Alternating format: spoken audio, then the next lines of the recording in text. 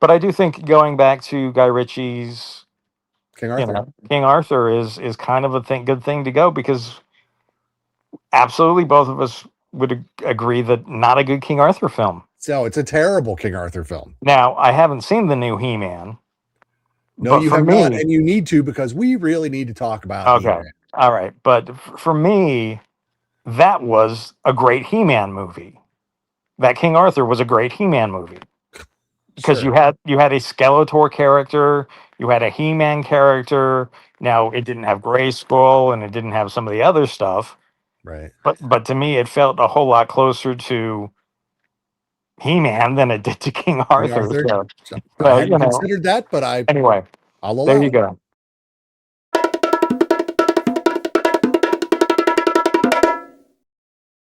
Hey everyone, welcome back to the Visually Stunning Movie Podcast. I'm Mark. That's Ryan. Hi Ryan. Hello. Look, we're going to talk about a movie that I had trepidation going into. Actually, I had like open hostility going into. Yes, you did. Because the death of Robin Hood appears at first glance to be Logan again, up to and including Hugh Jackman is the lead. So And I would interject, though, that Logan is one of the greatest, maybe, films ever made. Definitely one of the greatest I love Marvel films ever, or yeah, Anyway. of that milieu, yes. Love it. So it was pissed. It's like, why are we doing this deconstructed hero? And it everything read Logan. So I was not necessarily happy going in. Great cast. Yeah, phenomenal cast. Phenomenal cast. Written and directed by Michael Sarnoski, who did Pig, Which was good. A Quiet Place Day One, which was okay. Not as good. Not as good as the first two. No, but still. Pig was fun, though. If you haven't seen Pig, you should see Pig. You should see Pig, because that's really quality Nicolas Cage too. Yeah. But it also has Bill Skarsgård, Noah Jupe. So this movie is not without its appeal. Because look, I'm a classical hero thing, and it runs the gamut. Like the Homeric epics, really gonna have trouble with Odyssey until I see it from Mr. Nolan. The Guy Ritchie King Arthur film, I hate as a King Arthur film. I was going to say, yes, I love as a generic action fantasy movie. Yes, we do. We do love that. And then now we have Robin Hood. It's like, stop jacking with my heroes, or not my personal heroes, but the heroes of the. You get what I'm meaning. Yes. So we get this is grumpy old waiting to die Robin Hood. So the question becomes: Is this going to be a spiritual sequel to a other Robin Hood film that we got a few years ago? Well, there were two. I'm thinking specifically of the Ridley Scott. Crowe. Yes. Okay, Russell Crowe, Cate Blanchett, two actors I loathe that movie. Yeah, not really an interesting film. No, terrible. And then of course they tried to hip it up a few years later with the Taron Egerton, Jamie Foxx Robin Hood, which is worse. We've somehow managed to be worse. Yes. So look, I'm going to say it. The last truly great Robin Hood film is animated, and there's a fox with a bow and arrow. And they just canceled the live action version of it. Thank God. I heard that, and I was like, why were we considering that in the first place? Well, I think it's because of what you just said. When was the last time we had a really good Robin Hood movie? And if you say it's that, we're going all the back to what, 73? Yeah. And look, I guilty pleasure Robin Hood is Kevin Costner for me. Yes, I was going to say 91. Kevin Costner probably gets some love. It has its moments. It has its positives, I suppose. It does. Oh, it's got Mary Elizabeth Mastrantonio in it, and Alan Rickman in the performance of a lifetime. Yes, and we do have Men in Tights, which I am a Mel Brooks apologist. I love Mel Brooks. Therefore, that movie is off. You can't rate it amongst Robin Hood movies because it's a Mel Brooks movie. Okay. All right. So, But so in but I love that movie. theory, we may it may have been 1991 since we actually had a good cinematic version of this. There was that, Right. I believe, a BBC series that was, I think I watched a few episodes that wasn't too bad, but I can't speak for the overall Right. quality. So we are looking at, decades Yeah. since. Since Robin Hood had anything, television or film, that people did not universally hate or nearly universally hate. So we get this one. We get Hugh Jackman. We get Jodie Comer. We get Bill Skarsgård. And that said, this is not the Robin Hood film most people probably want. This is probably not the Robin Hood film. So, well, here's what's funny. When Logan was first people were becoming aware of that. Yeah. People immediately went, it's Old Man Logan. It sort of went, was, yeah. yes. Yeah. Well, so they started from a positive place. Sure. Yeah. This one, it's like, it's old. It is clear what this is. This is old broken Robin Hood, not a hero. Yes. Will he redeem himself? Will it, whatever, write that thing. And it's like, again, it's the deconstructed hero. Sure, but I would argue, and maybe you will or won't agree, this is not a film about a man looking for redemption. No. And which I guess is similar to what Logan was as well, because Wolverine wasn't necessarily looking for redemption either. No. Well, Logan wanted to be left alone. He felt responsible for one person, Professor X, until he was made responsible. Yes. For Lara. So in this one, I actually wrote very early I grabbed my notebook and I wrote, he wants to die. Yes. He cannot surrender to death, but he hopes beyond hope that someone is going to come and kill him, but he will not allow them to do it. You know what I mean? Well, he can't. There's just something about he can't. As much as he wants to be dead, he can't do that. It's what, a lifetime of experience that up until that point saved him, but now betrays him. Yeah. So this, he's living in the mountains by himself, and there's an opening sequence. Super Dark establishes this Robin. Yeah. He's found by a girl, and then there's a dark part which establishes this Robin. Then he is found by someone he knows or knew back in the day. Yes. Someone the audience knows as well. The audience knows. So yeah. So and they mentioned right off the bat what happened to Will Scarlet. Yes. Will Scarlet was quartered, because even as long ago as they did this stuff, they are still being hunted. Yes. And so people have been hunting Robin Hood. I love the graveyard scene. I thought that was a beautiful shot. Oh, it was, well, because it's incredibly telling, obviously. Yep. It's I don't know if subtle is the right word, but if you're not paying attention though, you might think, what am I looking at? Yep. And then you'll go, oh, wait a minute. Exactly. 1, 2, 3, 4, 5, 3, 6. That's a lot. 4, 5. How far out can the camera pull? Yeah, I think yeah. Anyway, that's good filmmaking there, though. It is. So he's found by who we learn is, and no spoiler because it's fairly early, Little John. Yes. Who appropriated and is living somebody else's life, which is not as unusual as it may sound initially. No, as it turns out, it's also the plot to the Anthony Starr television series. Shoot, I own it. Why can I not remember the name of it? It was on Cinemax back in the day. You know what it is if you've seen it. He appropriates somebody else's identity. He's a criminal and appropriates somebody else's identity. So, but anyway, so Little John is now Edward. He has a wife and a daughter and a farm, but he is discovered. Yes. So he has to run, and his wife and daughter have been taken hostage by the family that owns the farm that he's working. uh, descended from Vikings, yada yada yakety schmackety.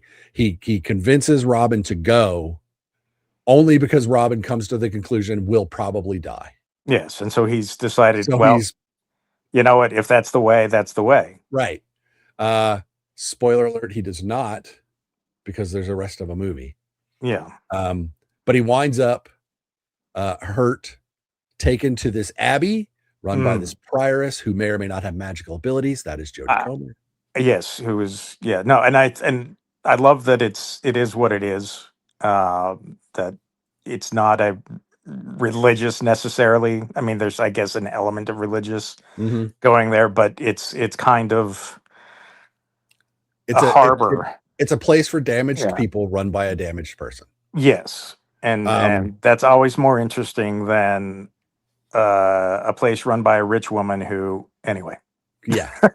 So one of the overarching themes of this film, and they keep talking about it, is stories Yes, and the and power of. yes, totally Because accurate. totally accurate, and because Robin keeps saying nope, that didn't. He hear things. He is Randolph by the Yes, time he gets to the abbey, and but all through, people ask him, "Do you remember that Robin did this?" He goes, "That never happened. yeah, That never happened." Until he's faced with something later, which I found great. which is a great Another moment. part which Yes, I found was really well done. But I again, I don't like this as a Robin Hood movie. see, I'm totally fine with it. I don't, because look, he cribs, and I looked because like, oh, so much of this stuff is familiar.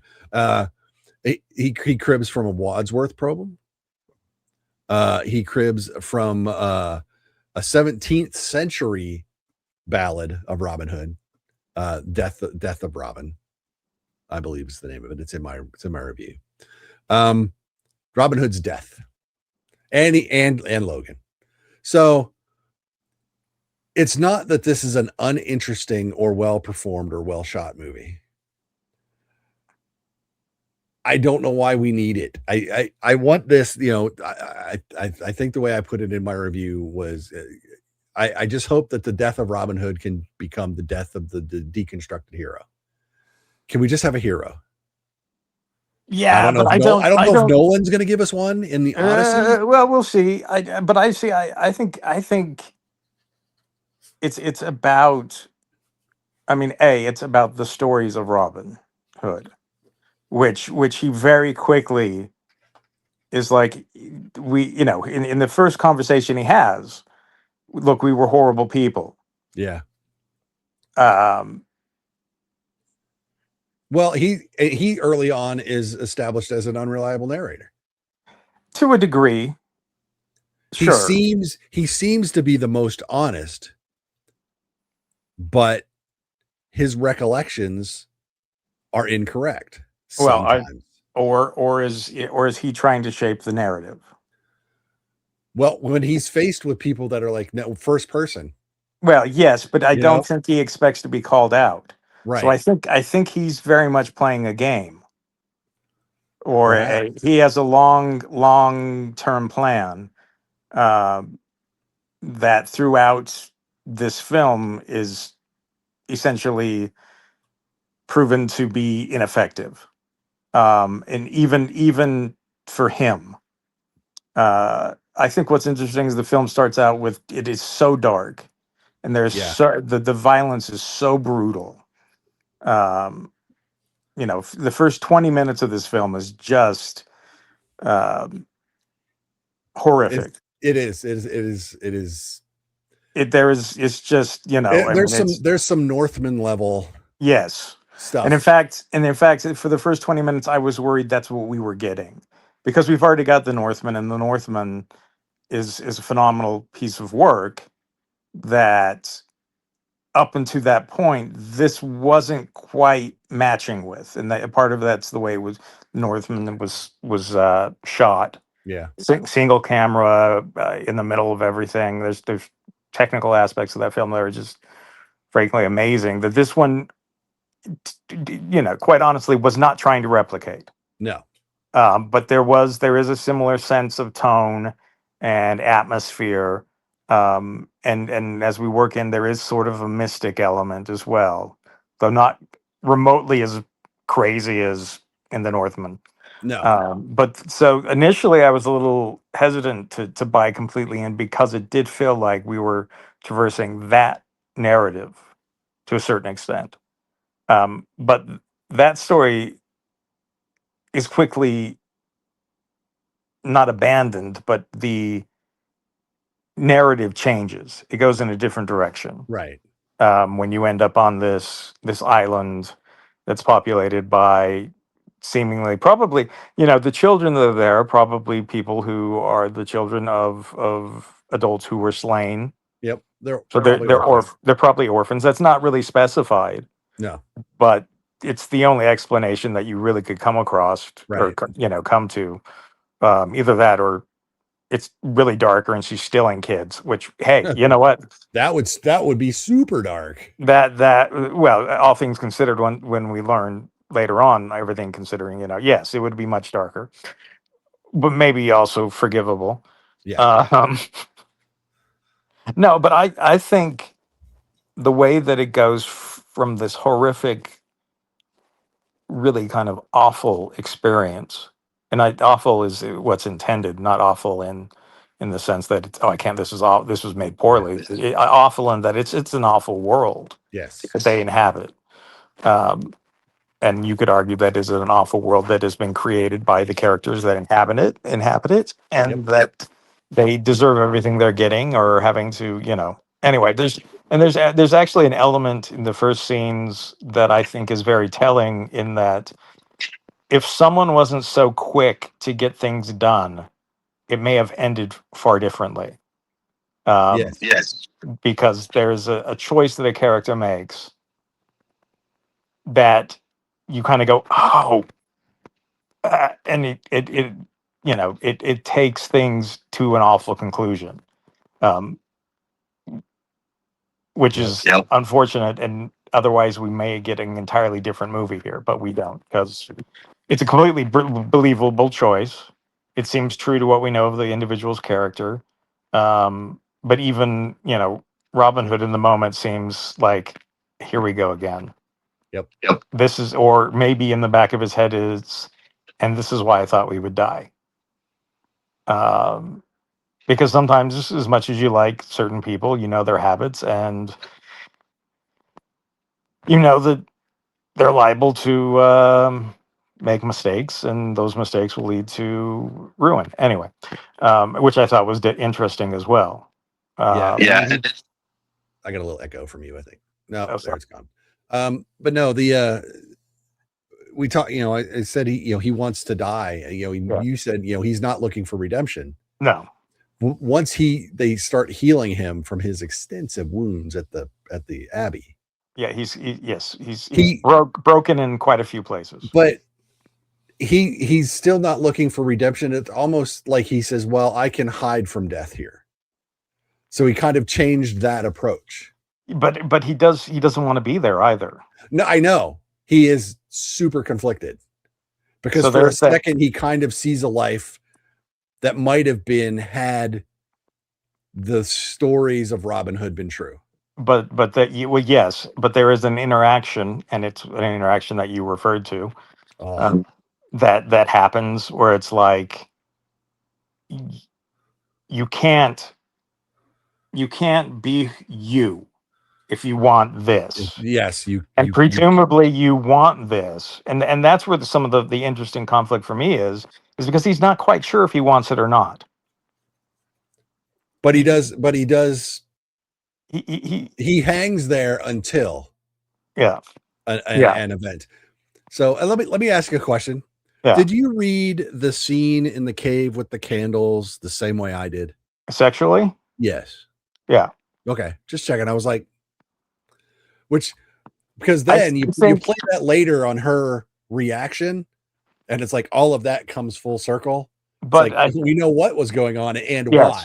yes, but I think what that scene also does is reminds us that she's not a nun. Right. And She's that, just in charge. and she's, and the bloodletting, the bowl that is Yeah. used is certainly witchy. Yes. The candles, witchy. There's, I mean, so there's. I think But it's even Catholic churches have the candle spread. they do, but this is when you get to the cave is quite Yes, different. it's very Green Knight. Particularly, well, it's the pagan element Yeah, because Catholics, it would take place in a church or in whereas this is out in the wilderness. This is yeah. and there are parts of this that take place in not necessarily a church, but in something that would be more traditional. Right. But for me, I and maybe you're right. Maybe this, but as a Robin Hood story, maybe it isn't true to the It's mythos. I was But thinking, and I didn't put it in my review, but I was thinking about the Clive Owen King Arthur, yeah, where it's like, well, let's just try to make it more historically accurate. Well, it's like, we can kind of track Arthur, right? yeah, Can we really track Robin Hood?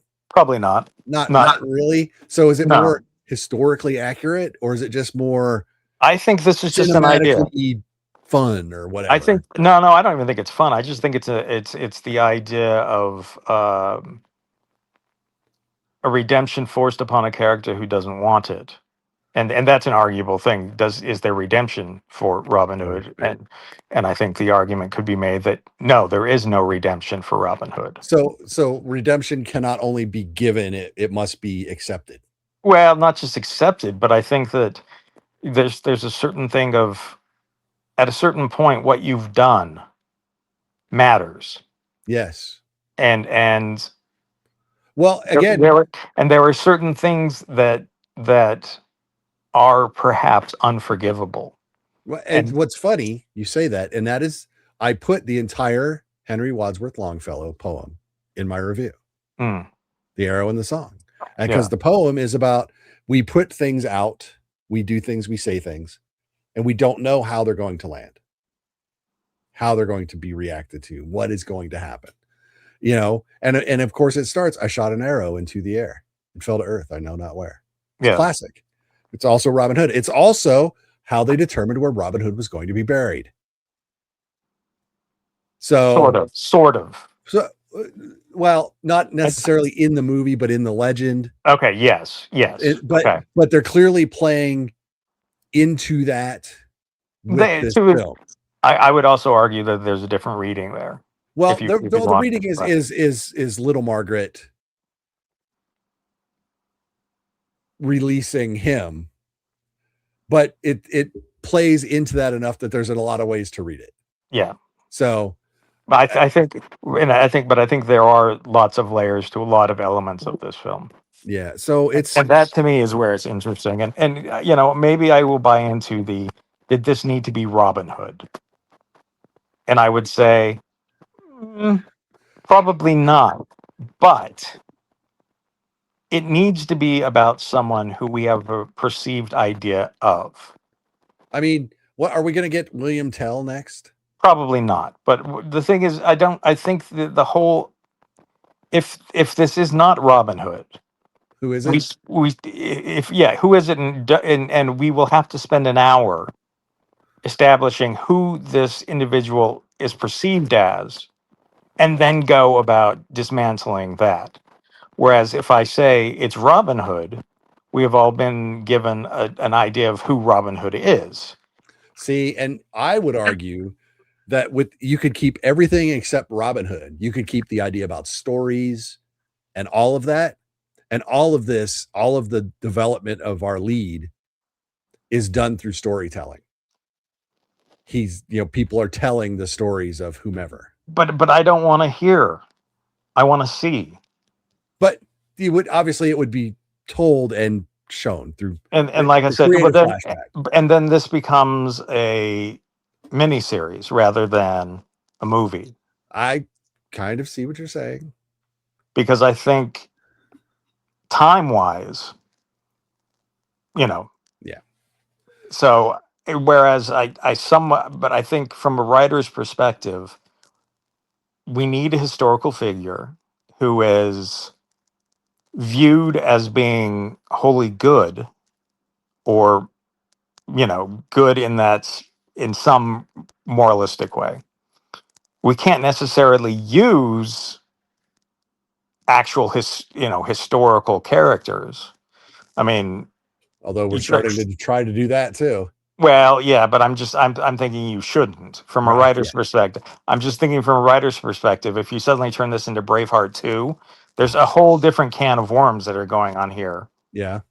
because you're dealing with, well, Braveheart for one thing, which was wholly inaccurate and is reviled by the country that, uh, By historians everywhere, yes, by but not by audiences. no, because audiences don't know how bad it Yeah. is. You know what I Yeah. mean, or how Not bad. far. It's Yes. inaccurate. Well, it's yes, inaccurate to the point of being like, Fiction. yes, 100% almost. Which again, so why make it about anyway? Again, it's because you're building off of a legend that no one knows anything about. Whereas Robin Hood is a legend that most of us have a certain grasp on.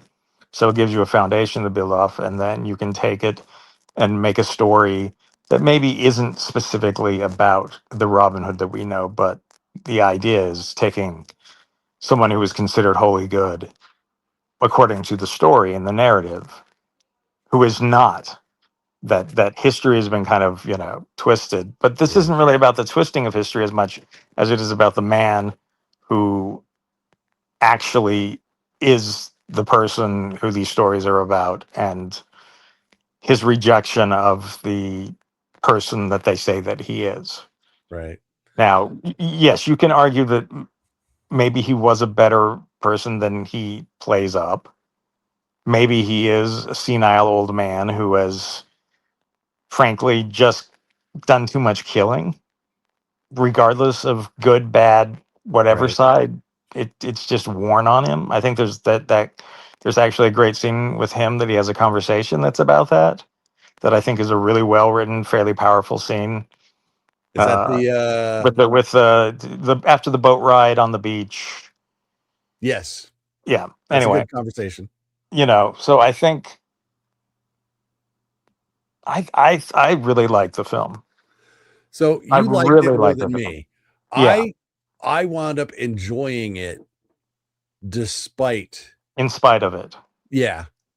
So so that should tell you that it's probably better than I'm saying. Well, and I think it's because, and let's face it, if it hadn't been Hugh Jackman, you might Oh, it would not have been have. it would have been easier to discount. Yes, Yes. it would have been easier for you to go in and not see Logan, but Right. because it's Hugh Jackman and he has done, I mean, actors do get drawn to themes, Right. and maybe this is a theme that Hugh is drawn to. I'm personally drawn to these sort of stories. I write these sort of stories, not necessarily like this, but thematically. Right. Um, but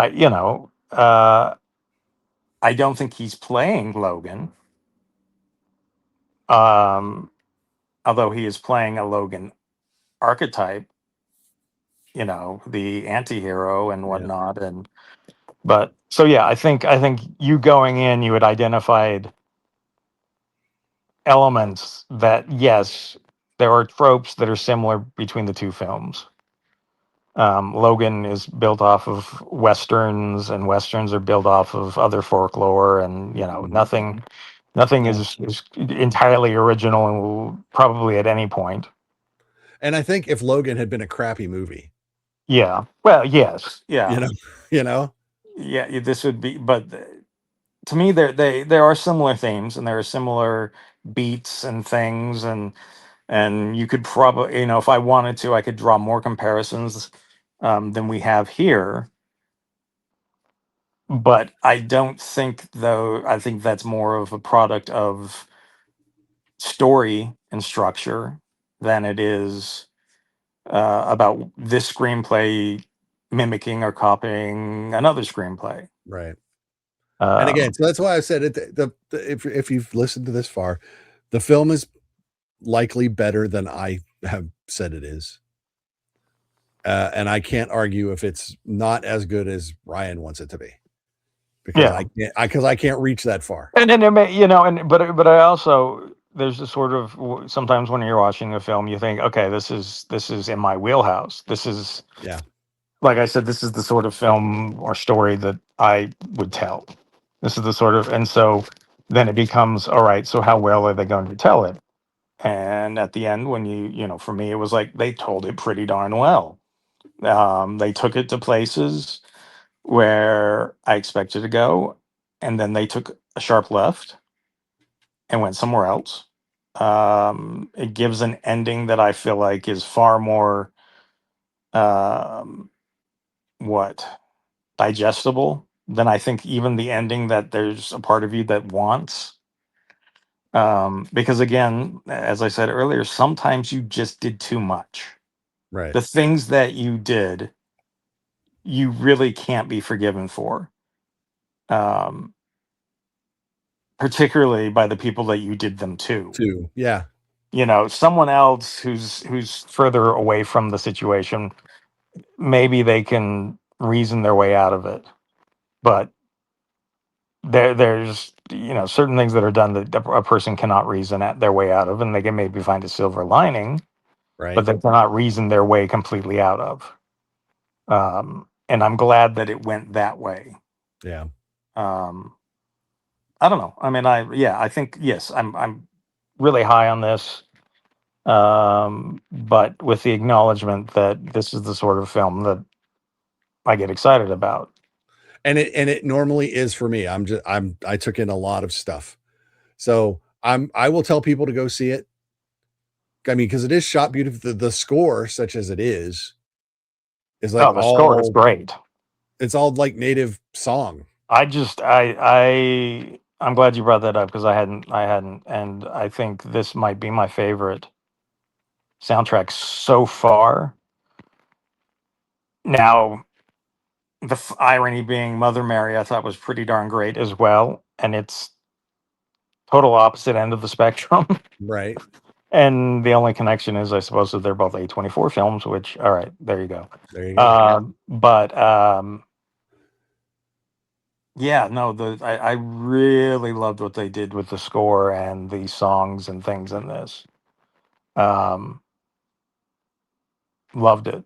I Yeah. loved it. It had a very grainy look to it as well. I don't know if it was shot on film or if it was just blown up or what they did, but I really liked the way that it looked as well. Yeah. No, it's like I said, there's a lot of positives here, and I'm not going to debate any of the technical aspects Yeah, yeah, of this. And like I said, the cast is great, yeah. wonderful performances. And let's talk about a guy. I don't know who Murray Bartlett is. But he's good. Man, dude, he's an Australian actor. How ironic. Just like you. The Last of Us, White Lotus, August, Noor. I've seen a few of those. I'd have to look and see what he looks like. I know, because you do not know in this. Oh, he's in Physical, the TV show. Well, there you go. But dude, that performance, that's like Ed Norton in Kingdom of Heaven. Yeah, well, it's the one. He gets the really, really great one scene.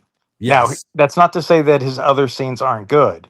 They are, but when you get handed that that good of scene. that scene, you almost are like, okay, if I screw this up, The movie kind of falls apart. it may, yeah, For a yeah, supporting, and to say that about a supporting actor with maybe 8 minutes of screen time well, tops, maybe 15, but not a lot. Yeah, not a lot, and not a lot. they're not, and it should be said that the minutes that he has are all well spent. I Oh mean, yeah, this is, and that's another thing that I think that kind of got me excited about this film as we were watching it is there's no real throwaway. When a character is on screen, it's important. yes, So the fact that this movie comes in at 2 hours, this is a 2 hour film that you don't sit there and go, why did we do that? right. Why did there's never that. It's like the characters come and go with an economy that you almost think, well, shouldn't they be around more? They don't need to But be. they don't need to be. And You, and and I would like to say that perhaps I may see this again, especially if my wife decides she wants to see it in Yeah. theaters. I'll definitely see it when it streams again, and by then maybe I can be a little more Well, objective. your perception of what it is will change because you already know kind of what it is, Yeah. and so So you will know and that's why actually watching a film a second time can often be a good thing, because you know what you're getting, and you yeah. know maybe what bothered you or you didn't like the first time through, and you can go back and say, okay, was it just my headspace, or is it a flaw in the film, or is it a flaw in me, or what is it exactly? And And I have to I almost never do that in theaters. I yeah. almost never see a movie twice in theaters. I can think of 3 examples. One was Project Hail Mary, Hmm. because we screened it and then I took my wife. Yeah. Um, I saw and two of these are like 3 completely different movies. The first time we saw Zootopia 2, Yeah. I thought I was a little down on it, but then I had time to kill before another screening, like 2 months later, it was still in the theater. Yeah. And I was like, well, it fits. Let me go kill, you know, 100 minutes. Mm. And I came out of it and I was like, maybe I was too hard on it the first time. Yeah. And then I saw Back Rooms again in theaters for the same reason, because I had time to kill. So I went in and I was watching, it's like, oh yeah, it's kind of cool. Yeah, love the vibe, love the creep. But I got to the end and go, no, still not landing for me. Yeah. So it's like Well, it can confirm or rebut. yeah, and I think we both know, and I haven't seen Backrooms twice, but I think having seen it, I think I know at what point you go, oh, Yeah. yeah, and So then go you listen think, to our review of that and you'll figure it out. um, because there are certain things you just can't get past. No. There's Critical underpinnings that are critically undermined. so ironically, the film recently that I saw for the second time, because it was my birthday and I can do whatever I want on my birthday. That's how birthdays work. Actually, I kind of, knowing that my extended family had not seen Grogu, Mm, Mandalorian and Grogu, we went and saw mhm. that in 3D actually, No kidding. IMAX 3D. Wow. We did Um, not get 3D when we we did saw it. not get 3D, and it's a tasteful 3D. Is it really? I can That's I nice. can I can I can genuinely say it's. I don't know that the film itself has enough flying sequences or really those moments Right. to really lean into it. Right. But they did a really tasteful job of the 3D. So if you do have any inclination for 3D, they did it well. But knowing the things that were going to bother me, Mhm. um, helped them to really not bother me, because I knew, okay, he's not going to shut up for a minute. Right. Okay, he's done. Okay, we can get Yeah. on. You know what I mean? Yep. Okay. Uh, Go listen to or our review of that. You'll understand what that means. yeah, or man, that looks a little funky. I don't know that I would have gone with that design. Anyway, it is actually all related to one It character, is, as but it turns out. as it turns out, um, but I don't think that it was a better movie, but I think I enjoyed it more, if that makes sense, Yeah. No, it does. because I knew what parts that I had to get through to get to the parts that I enjoyed. Um, and so it was a pleasant enough experience, and maybe because they made me wear Grogu ears Oh God. throughout the entire thing. Yeah, I was wearing a nice little Grogu headband thing. Anyway, because I have no shame apparently. No, you don't. So whatever. Uh, But yeah, a second viewing can often Second viewing can often clarify. change. Yes, particularly if and I think it is in the case where you know a film is probably better than you are willing to give it credit for, but you can't give it credit for in that moment. So, Yep. not that Grogu in Mandalorian was like so much better than I thought it was, but Right. it is kind of what it is. And let's be clear. I have in no way trashed this movie. No, no, no, you haven't. I think So you were very, very. You expressed why you didn't think you would like it, and you didn't like it for some of those reasons. but I but also did like parts of but it. you liked it for reasons that you weren't expecting. So, Exactly. but I do think going back to Guy Ritchie's, King Arthur. King Arthur is kind of a good thing to go, because absolutely both of us would agree that not a good King Arthur film. So it's a terrible King Arthur film. Now, I haven't seen the new He-Man, No, but you for have not, me, and you need to, because we really need to talk about okay, He-Man. all right, but for me, that was a great He-Man movie. That King Arthur was a great He-Man movie, because Sure. you had a Skeletor character, you had a He-Man character. Now, it didn't have Grayskull and it didn't have some of the other stuff, Right. but to me, it felt a whole lot closer to He-Man than it did to King King Arthur. Arthur. So, So I hadn't considered that, but anyway, I'll there allow you go. There you go. it. So that's my take on that, and so maybe that's why I really put off seeing He-Man, because I've already seen the He-Man that I wanted to see, and it happened to be a King Arthur movie. There you go. There Which, you go. you know what? Maybe that's a convention panel there. Oh yeah, right. Which movie did you see that wasn't about that movie, but it actually was? It was that movie. Then Yeah, it like should have been that Galaxy movie. Quest is the third best Star Trek movie. Yes. So Yes. exactly. Yeah. So the Death of Robin Anyway, Hood in great. theaters Friday. I thought it was phenomenal. I think it's great. You should go see it. Just know that it's going to be brutal for a while. This is why Wendy, my often film going partner, um, did not go, because she had seen how brutal it Uh, initially was and thought that that would be how it was throughout. And I had no indication that I could say, oh no, that's not how it's going to right. be. Yeah. But oh no, that's not how it is. But That's just not the entirety but of the film. do know that it is incredibly brutal The for, first 32 yeah. minutes, I believe I checked my watch. Okay. So I was going to say 20 something minutes, but yes. So once, if you can get through that, what follows is really quite beautifully done. Yeah. So there you go. And I'll tell you to go see it because I'm too hard on it. And there is a lot of good stuff in here, and the performances are good. Because That's you're it. wrong. In theaters Friday. Oh, did I say that? Check it out. It's 824.